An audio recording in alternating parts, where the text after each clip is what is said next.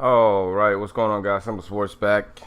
Another episode, obviously. So let's get right to it. I'm not going to spend a whole lot of time on this, but I've talked about something on this level before, the Colin Kaepernick stuff and all that jazz earlier this year, or last year, I should say. And so we have this new situation that's sort of, and it's, listen, stuff like this happens on a daily basis, but this is one of those that kind of took off on social media and media outlets in general. Um, so the whole Laura Ingraham and I think that's her name, Laura Ingraham and LeBron James feud, if you want to call it that, I don't know. I just want to give my take on it. First of all, I want to say it makes me sad that this is even a discussion. I have two I guess bottom lines when it comes to this whole situation. First things first. I think it's very hypocritical of her to tell LeBron James, take the offensive nature out of her statement, regardless of whether you think it's offensive or not, as I do and a lot of people do, but take that out of it, right? It's very hypocritical of her to say to LeBron James, shut up and dribble, right? Essentially stay in your lane, when she is in that moment not in her lane. Listen, first of all, I don't even agree with that mentality to start with. I think she is free to be critical of LeBron James and Kevin Durant and anyone else she wants to be critical of, as well as LeBron James and Kevin Durant in the video. For those of you who don't know, had an interview with Kerry Champion, and that's sort of what sparked this whole situation. But they are well within their right to be critical of the president, as they were.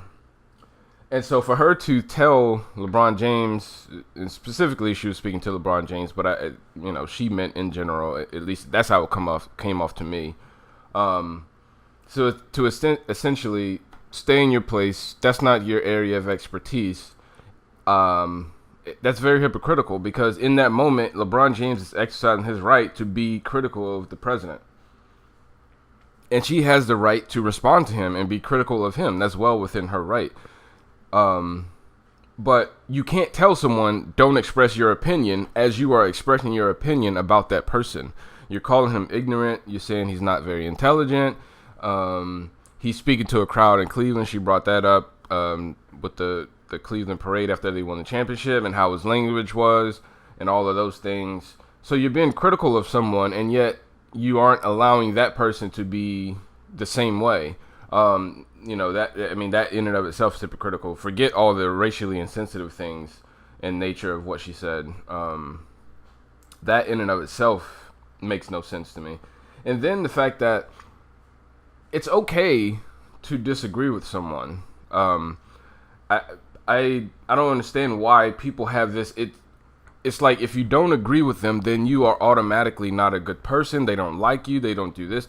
It's okay to disagree with someone, but you don't have to disrespect them because you disagree with them.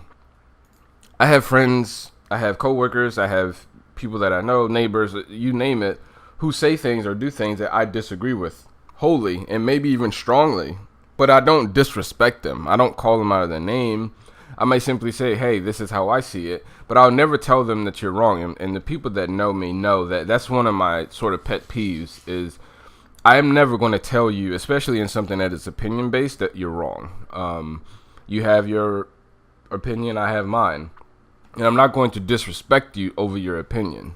And for her to, in my eyes, disrespect LeBron James, and really, I think it's not really about LeBron James. I think it is about people in general. To tell someone to essentially stay in your lane, it's just not, it's not a good thing to do. If you want him to do that, then you should do the same thing. If that's your mentality, then you have no right to comment on what he's saying, because he's given his opinion about politics, about the president, and you're giving your opinion about him. So either way, if you want to look at it in that manner, it's disrespectful, and you should, quote unquote, stay in your lane. But to me, that's a dumb philosophy to have anyway. I think anyone who wants to be critical of the president, obviously with a certain level of respect, you can't threaten people and things of that nature, but you can certainly be negative and be critical of them and their actions. That's well within your right. I don't know. The part that makes me sad is that we have to have this conversation all over again. And it's like, why is it that I can't speak my mind on politics? Not everyone, if no one were allowed to speak their mind on politics, then the only people that could talk about it were politicians. And that's not the case. Everyone talks about politics, and not everyone is being told to stay in your lane. It's like athletes and movie stars and musicians and, you know, on up and down the list, and as far as celebrities go. It's like they are not working humans. Like, you can say what you want about their job and how easy you may perceive it. Although, listen, to be where LeBron James is, it takes absolute dedication and commitment and greatness and excellence every single day to be where he is. And you can't deny that. Whether you're a LeBron James fan or not, you can't deny the level of work that it takes and level of commitment it takes to be where he is. And that goes for all of those guys in the NBA, NFL, NHL, MLB, you name it. It takes a level of commitment that is very, very strenuous. And if you don't have it, you're not going to last, especially not as a great player. And so this idea that athletes or celebrities in general, I guess, can't have an opinion because they are the one percenters. They are, you know, listen, LeBron James came from nothing. He literally came from a place called the bottom. And it's both metaphorically and literally, it's at the bottom of a hill. And it's also in the area in which he lives, sort of at the bottom of the I guess, the economic food chain, if you will. And so to discount someone who worked their way from literally the bottom to the top where he is, to be one of the most, if not the most recognizable, and think about this, he's one of the most recognizable faces, if not the most recognizable face on the planet Earth. Think about that. Coming from Akron, Ohio, from the bottom, and to discount his opinion because he's a basketball player, and that is the profession in which he chose to live out his life, or at least the early part of his life, is asinine to me. And he's not just a basketball player. He is an entrepreneur. He is as the saying goes, especially about LeBron James, he is a businessman. Okay? Not a businessman. And people that get it, you know, they get it. To discount his opinion because he's a quote-unquote basketball player and that he should just shut up and play basketball and be an entertainer. It's like, think about that. You're telling someone your job is to entertain us, so you stay over there and you do what you do. You're not qualified to speak. You're not human enough like the rest of us working folks. I mean, you speak on TV. That is what you do. Even if you want to go to the literal level of difficulty of what you do, all you do is speak on TV. He actually has a physical job where he's running up and down the court, jumping. So, like, from all sorts of angles, the whole thing doesn't make any sense. And you have someone telling him and telling a lot of people, it's not just him. You have to be a deep level thinker to understand what I'm saying. It's not just LeBron James she's talking to. It's everyone. Stay in your lane. Because we know politics, we know this, we know that, and you don't. You're just a basketball player. You're just a football player. You're just a McDonald's employee. You're just a insert title here. But you're not me, and you don't agree with me, so you stay over there. That makes no sense to me. And it's hard to get offended because it's become the norm. It's just sad at this point. It really is. I don't really know what else to say about the whole situation. You know, I disagree with her wholeheartedly. And you don't have to agree. Again, you don't have to agree with LeBron James. You can be total polar opposite of what his opinion of the president is, and that's fine. I know people that are, but that doesn't give you the right to be disrespectful to that person. And in fact, if anything, it should make you want to understand and have a conversation with that person.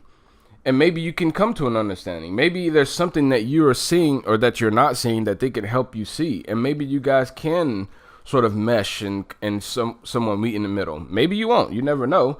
But just because you disagree doesn't mean you have to shun them away. He doesn't like the president. A lot of people don't like the president. I don't like the president. I don't like a lot of people in political positions. That doesn't make me a bad person. There's people that didn't like Obama. There's people that didn't like Bush. There's people that didn't like Clinton and on down the line. That doesn't make them bad people. It makes them people. It makes them exactly who they are. And to dismiss them as ignorant or dumb because he doesn't speak very well. Who cares? You don't speak. I know plenty of people that don't, quote unquote, speak well that are way smarter than I am. And I know myself, I'm smarter than a lot of people that speak very, very well. It is what it is. There's a lot that goes into it. And I'm sure she had this little snippet of, I guess someone sort of voiced to text whatever LeBron James said, and it's like been dissected and corrected as far as grammar goes. You know, they put commas here and change this word to that word. And it's so belittling of someone to do that, as if they never make a grammatical error when speaking. I'm sure if you were to take her words and do the same thing, you could find grammatical errors. It's a part of life. Like, no one speaks perfectly 100% of the time, and it doesn't dictate their level of intelligence. What it dictates is maybe they're not proficient in a certain subject. In this particular case, grammar and English or speaking, however you want to label it. But if you were to ask her about basketball, does she know as much as LeBron James knows about basketball? No. So does that make her dumb? No, it doesn't. LeBron James may not be the world's best speaker. That doesn't make him not intelligent. He simply may not have the same grasp of the English language that some other people do. That doesn't mean they're not intelligent. It's just the nature of humans. There are things that I know that you don't know. That doesn't make you any less smarter than I am. It is simply a matter of where your intelligence lies, where your proficiency lies, and where his lies is in basketball and being a businessman. Yours lies in talking on TV on Fox News. That doesn't make you or him any better or worse than the other person until you stoop to the level that you did and say, stay in your lane. We're over here on TV as politicians or discussing politics, so that means we're better than you. So you stay down there, you dribble your ball, and you do this and you do that. Hey, at this point, it's sad to me. It's sad that people, still feel that way about African Americans and people in general. I don't know. It just makes me sad to know that no matter what I do, no matter what we do as a people, there's always going to be people that look at you as just a black person. You're just, even if it's not, an extreme level, there are people that look at you and say, yeah, but he's just a black guy. He's just a black woman. He's just a black man, black child, and they brought up all of the gun violence and things of that nature.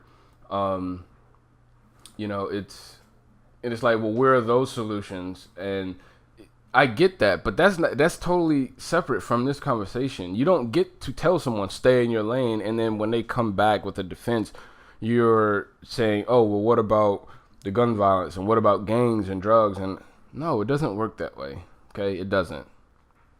So yeah, I don't know. I didn't write anything down. I didn't sort of structure this. It's very fresh. I think her response was earlier today or maybe last night at some point, and I saw the Inside the NBA crew talking about it. I seen it on Twitter back and forth. I keep wanting to write things to people that I see on Twitter, and I'm very good at refraining myself. I'll type something out and I just won't hit send. It's just not worth it. But it does bother me. And so I do like to talk about it, and so that's why I do this. It gives me a voice. It gives me a way to put my opinion out there in a more detailed manner than a couple characters on Twitter or Instagram or YouTube or whatever. I just find it funny and very hypocritical of all the people that say you should just stick to basketball as they are currently criticizing someone that is outside of their sort of expertise. Okay, you're not a professional Twitter mediator. You're not a lot of these people aren't news anchors or politicians or things of that nature. They are everyday working Americans, just like LeBron James is. He happens to have a different level of income and fame and familiarity with the people than you do. He still has a job. He's still a working human being. He gets paid just like the rest of us. He just gets paid a lot more. And he gets paid to do something that he loves to do. And that is what I'm doing. So if I were to say something about the president, am I now supposed to shut up and speak at the microphone?